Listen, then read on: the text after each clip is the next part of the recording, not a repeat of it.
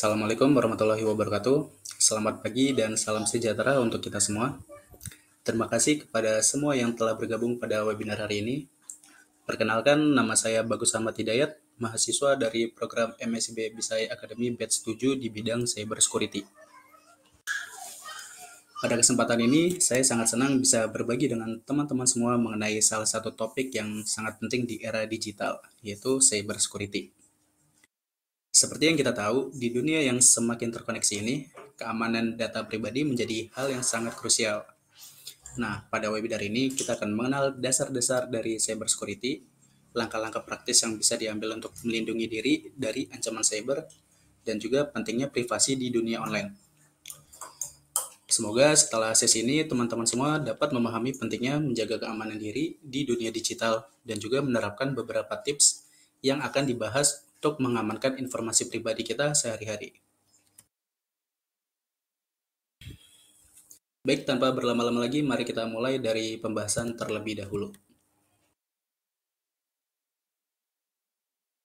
Di sini ada 6 pembahasan. Yang pertama ada pengertian cyber security, kedua ada ancaman cyber yang umum, ketiga ada lindungi diri dengan langkah praktis, keempat ada privasi di media sosial dan platform online, kelima ada pentingnya enkripsi dan juga keamanan data, dan yang terakhir ada tindakan jika terjadi pelanggaran keamanan.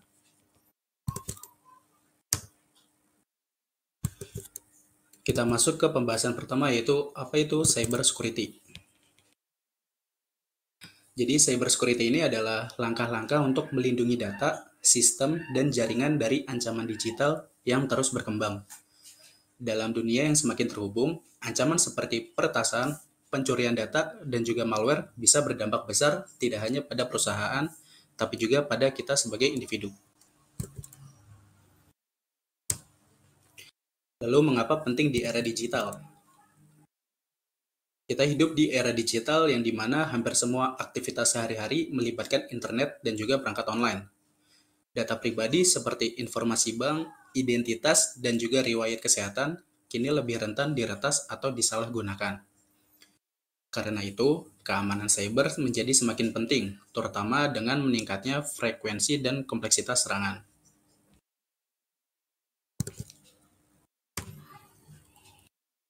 Jenis-jenis data pribadi yang rentan. Ada beberapa contoh data pribadi yang sering menjadi target para penjahat cyber, antara lain identitas seperti KTP dan juga nomor telepon.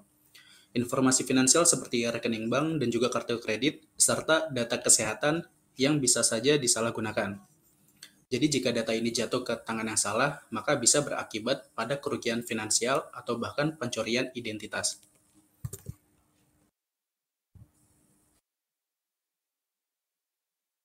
Resiko tidak melindungi data pribadi. Nah, jika kita tidak melindungi data pribadi dengan baik, maka resiko yang bisa terjadi adalah pencurian identitas, yang dimana seorang dapat menyamar sebagai kita untuk melakukan penipuan ataupun kejahatan. Selain itu, kita bisa kehilangan akses ke akun-akun penting, dan yang paling parah adalah potensi kerugian finansial yang signifikan.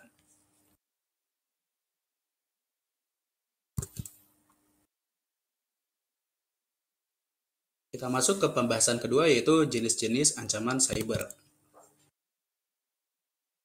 Ada banyak jenis ancaman cyber yang kita hadapi setiap harinya, dan juga mereka terus berkembang. Dalam bagian ini, kita akan membahas beberapa ancaman cyber yang paling sering ditemui dan bagaimana ancaman tersebut bekerja. Ini juga termasuk dari phishing, malware, ransomware, dan juga man-in-the-middle attack.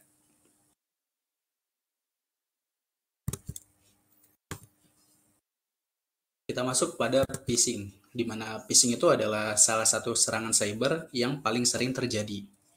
Nah, serangan ini biasanya juga dilakukan melalui email atau pesan palsu yang tampaknya berasal dari sumber terpercaya, tetapi bertujuan untuk menipu korban agar memberikan informasi pribadi seperti password atau detail kartu kredit.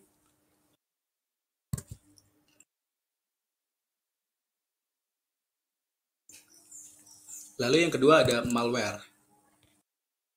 Nah, malware ini adalah perangkat lunak berbahaya yang bisa masuk ke komputer atau perangkat kita melalui file yang diunduh, situs web yang diretas, atau bahkan email. Nah, malware juga dapat digunakan untuk mencuri data, merusak perangkat, atau memata-matai aktivitas kita tanpa kita sadari.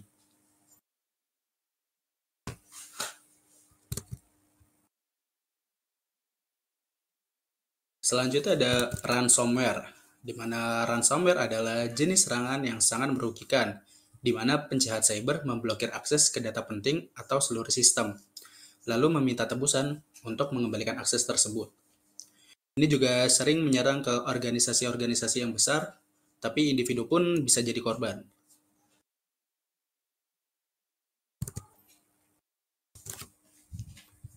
Yang terakhir ada man-in-the-middle attack.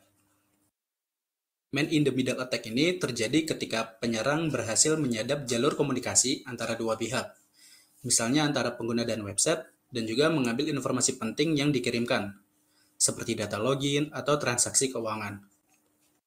Nah, serangan ini juga sering terjadi pada jaringan WiFi publik yang tidak aman.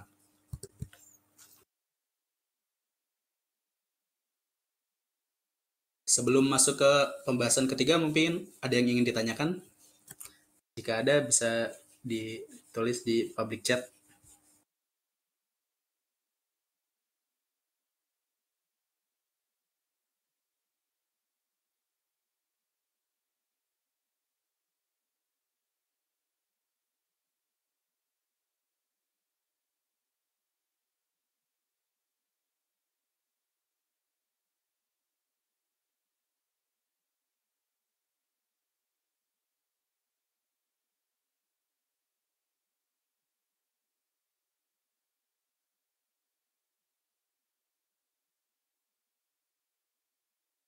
Oke, kalau tidak ada, kita lanjut ke pembahasan ketiga.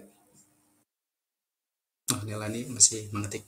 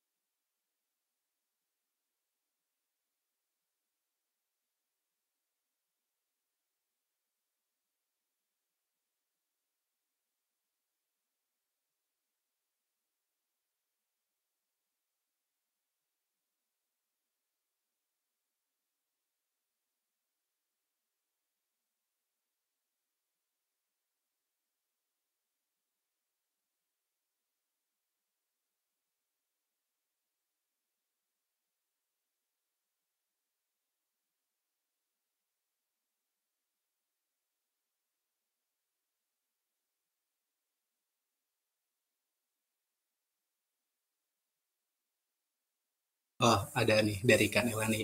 Izin bertanya, Kak. Autentikasi dua faktor itu apakah tidak ribet ya, Kak? Soalnya harus terverifikasi dulu. Oke, terima kasih atas pertanyaannya. Jadi memang benar autentikasi dua faktor itu mungkin terasa sedikit merepotkan karena pada awalnya ada langkah tambahan yang harus dilakukan yaitu memverifikasi identitas dengan kode yang dikirimkan ke ponsel ataupun email. Namun sebenarnya langkah ini juga sangat penting untuk keamanan akun kita. Bayangkan jika ada seorang yang berhasil mencuri password kita tanpa adanya dua faktor ini, mereka bisa langsung mengakses akun kita. Dan juga tapi dengan dua FA ini, mereka masih membutuhkan kode verifikasi tambahan yang dikirimkan hanya ke perangkat kita. Jadi meskipun password kita ini diretas, orang lain itu nggak akan bisa masuk ke akun kita tanpa kode tersebut. Sedikit lebih lama, tapi ini memberikan lapisan perlindungan yang jauh lebih kuat. Untuk mempermudah, Anda bisa menggunakan aplikasi seperti Google Authenticator ataupun OT yang memungkinkan verifikasi lebih cepat daripada menggunakan kode lewat SMS. Seperti itu. Apakah sudah jelas, Kak Nelani?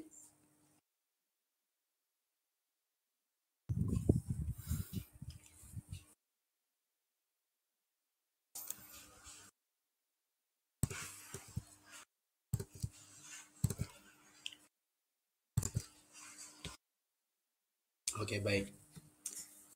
Masuk ke pembahasan ketiga yaitu cara melindungi diri dari ancaman cyber. Jadi dalam menghadapi ancaman cyber ini ada beberapa langkah praktis yang bisa kita ambil untuk melindungi diri. Mulai dari penggunaan password yang kuat hingga memperbarui perangkat lunak secara rutin. Nah, kita akan membahasnya satu persatu. Gunakan password yang kuat. Password yang kuat adalah pertahanan pertama kita dari serangan cyber. Pastikan password terdiri dari kombinasi huruf besar dan juga kecil, angka, dan juga simbol, serta tidak menggunakan informasi pribadi yang mudah ditebak. Seperti contoh, itu kayak tanggal lahir atau kayak nama keluarga gitu.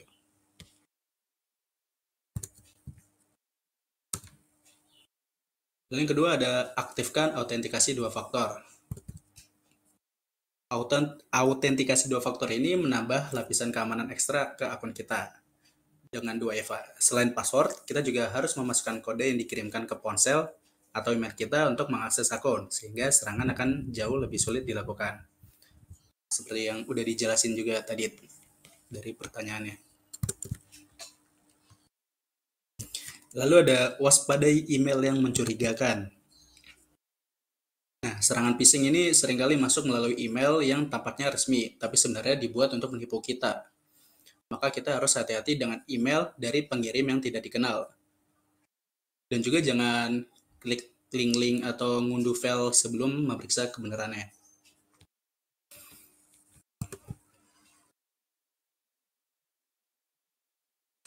Lalu ada perbarui perangkat lunak secara berkala. Perbarui perangkat lunak secara berkala itu termasuk sistem operasi, aplikasi, dan juga antivirus. Pembaruan ini seringkali mengandung patch keamanan yang menutup celah yang bisa dimanfaatkan oleh penjahat cyber.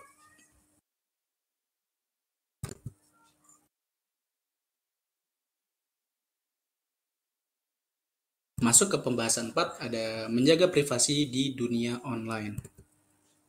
Nah, di dunia digital ini, privasi kita itu menjadi sangat penting, terutama di media sosial dan juga platform online.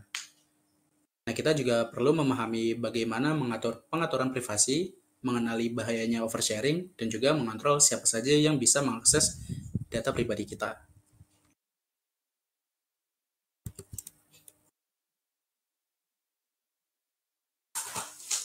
Mengatur pengaturan privasi di media sosial.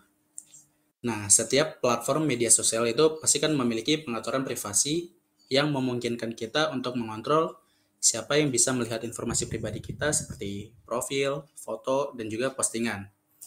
Maka, pastikan untuk selalu mengecek dan juga menyesuaikan pengaturan ini agar hanya orang-orang yang kita percayai yang dapat mengakses informasi tersebut.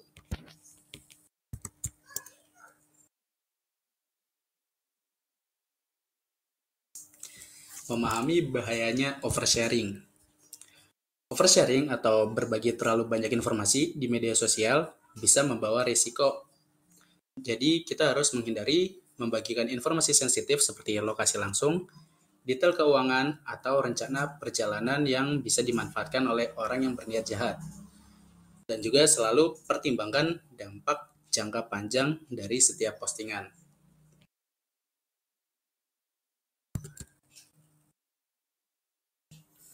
Lalu ada kontrol akses data pribadi di platform. Banyak aplikasi dan juga platform online ini meminta akses ke data pribadi kita, seperti daftar kontak ataupun lokasi.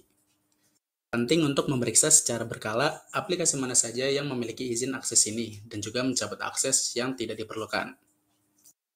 Ini juga akan membantu melindungi data kita dari penyalahgunaan.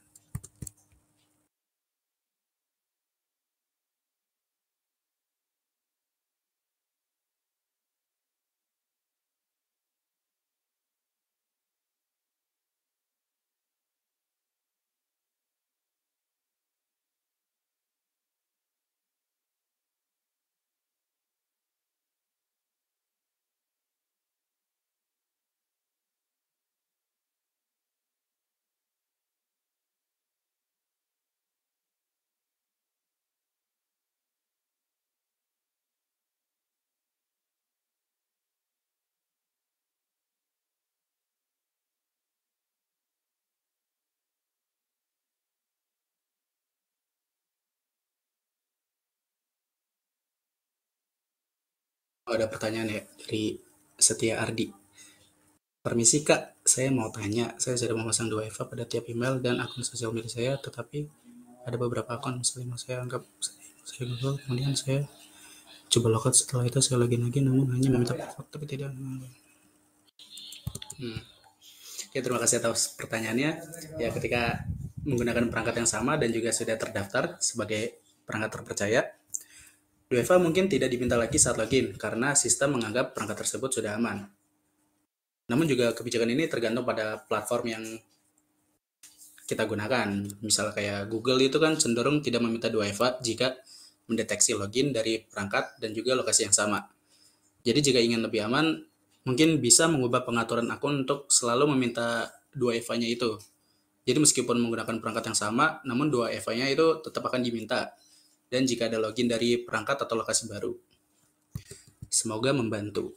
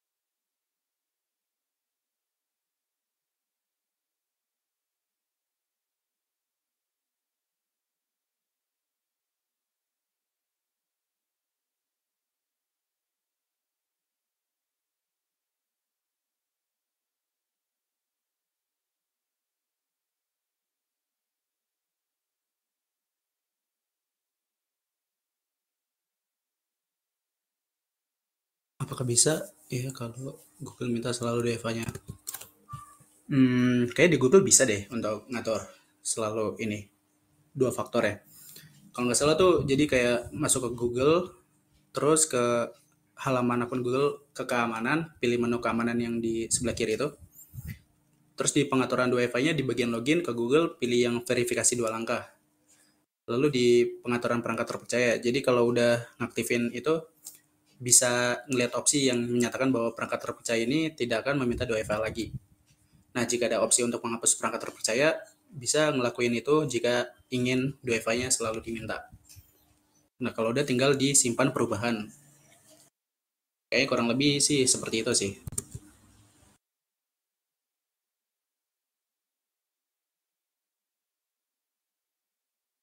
Oke, sama-sama.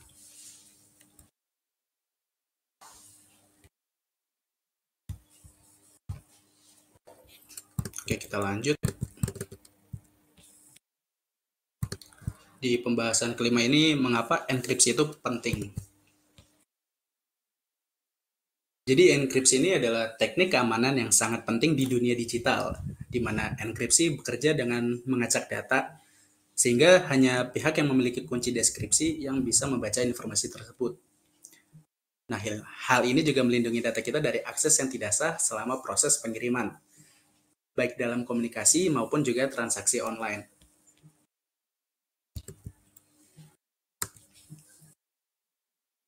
Nah, bagaimana enkripsi bekerja? Jadi ketika data itu dienkripsi itu diubah menjadi kode yang hanya bisa dipecahkan oleh penerima yang memiliki kunci enkripsi khusus.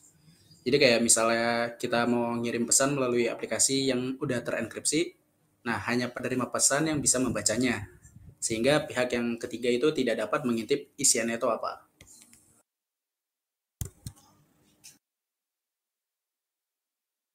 Lalu ada tips mengenali situs web yang aman.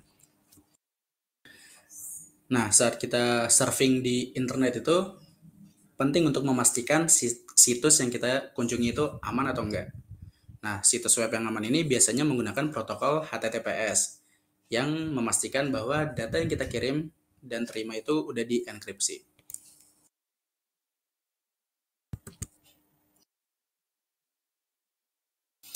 Lalu hindari jaringan WiFi publik tanpa enkripsi. Nah, jaringan WiFi publik yang tidak dienkripsi seperti misal kayak di kafe ataupun bandara gitu, itu tuh bisa jadi target empuk bagi para penjahat cyber.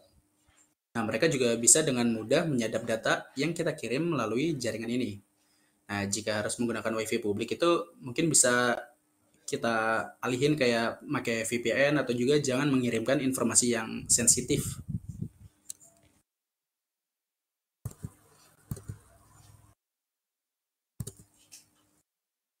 Nah, masuk ke pembahasan yang terakhir itu apa yang harus dilakukan jika data kita dibobol.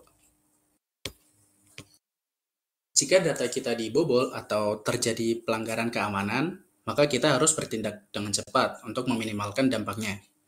Nah, berikut ada beberapa langkah darurat yang bisa kita lakukan untuk melindungi akun dan juga informasi pribadi kita.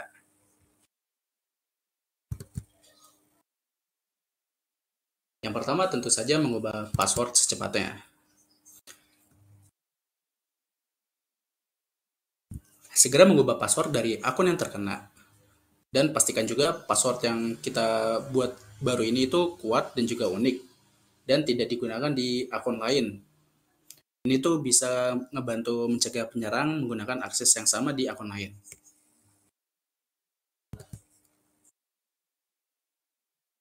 Lalu ada memantau aktivitas akun. Jika pelanggaran keamanan melibatkan informasi finansial atau identitas, laporkan segera ke pihak yang berwenang, seperti bank atau penyedia layanan platform. Mereka bisa membantu membatasi kerugian dan juga memberikan langkah perlindungan tambahan jika perlu dilaporkan. Oh, enggak. Ini kan memantau aktivitas akun ya. Oh, jadi kayak kalau misalnya kita habis ngubah password itu penting untuk memantau aktivitas akun itu secara rutin. Jadi kayak kita harus periksa lagi nih riwayat login atau juga aktivitas transaksi yang sekiranya itu mencurigakan. Nah, kalau misalnya kita nemuin aktivitas yang kayak nggak dikenali atau janggal itu, bisa segera kita ambil tindakan untuk mengamankan akunnya tersebut.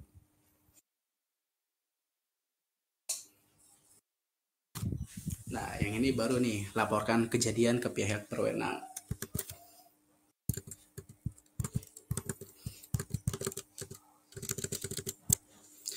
Sama kayak itu tadi, jadi pelanggaran keamanan melibatkan informasi finansial atau identitas, jadi kita harus laporin segera ke pihak yang berwenang.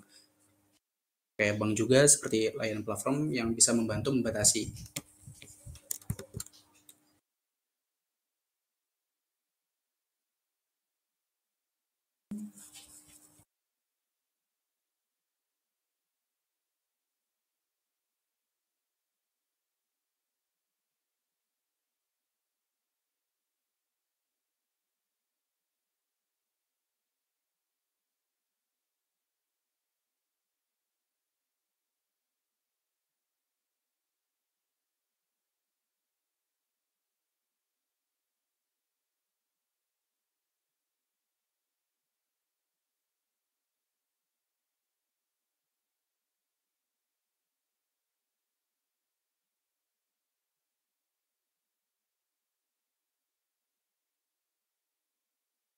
Permisi Kak, apakah wajib diaktifkan VPN yang bisa dipakai di antivirus?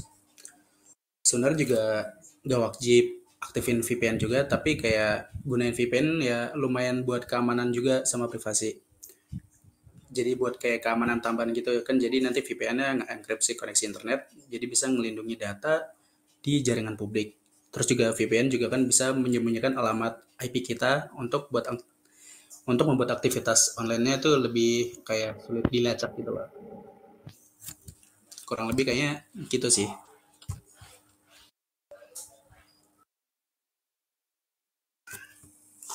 Kayak lebih safety aja.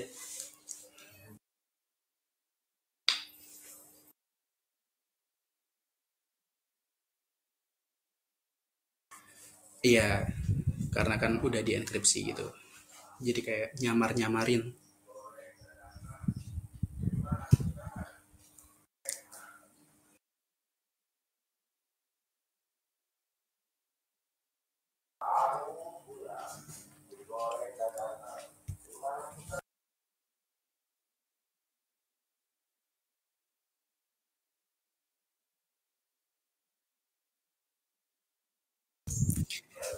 Ya kalau saya pribadi sih mending pakai VPN aja sih buat nyari aman aja.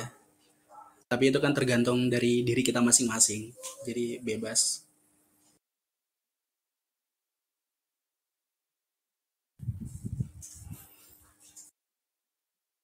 Oke, terima kasih juga.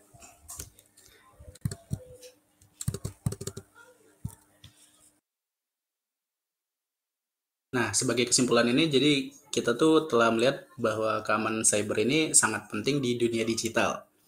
Jadi setiap individu itu harus bertanggung jawab untuk melindungi data mereka pribadi, baik dengan menggunakan password yang kuat, enkripsi juga, atau mengatur privasi yang baik.